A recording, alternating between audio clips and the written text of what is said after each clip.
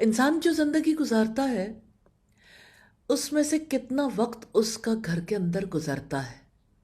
مرد کمانے کے لیے نکلتے ہیں، خواتین ضروریات کے لیے نکلتی ہیں، گھروں سے نکلنا، گھر واپس آنا، گھر رہنا اور گھروں میں ضروریات کو پورا کرنا، یہ سب کچھ دنیا میں جاری رہتا ہے۔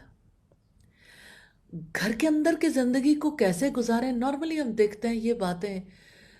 اکثر لوگوں کو معلوم ہے کہ گھر میں داخل ہوتے ہوئے دعا پڑھنی چاہیے۔ نبی صلی اللہ علیہ وسلم کا فرمان ہے، جب آدمی گھر میں داخل ہو اور داخل ہوتے وقت اور کھانا کھاتے وقت اللہ تعالیٰ کا ذکر کرے تو شیطان کہتا ہے نہ تمہیں سونے کی جگہ ملی نہ کھانا ملا، اور جب گھر داخل ہوتے وقت اللہ تعالیٰ کا ذکر نہ کرے تو شیطان اپنے ساتھیوں سے کہتا ہے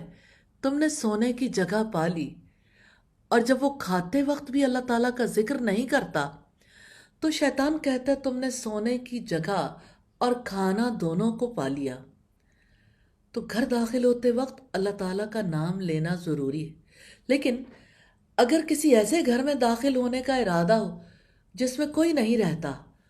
تو سیدنا عبداللہ ابن عمر کے بیان کے مطابق یہ کلمات کہنے چاہیے، السلام علینا وعلی عباد اللہ الصالحین، ہم پر سلامتی ہو اور اللہ تعالیٰ کے نیک بندوں پر سلامتی ہو۔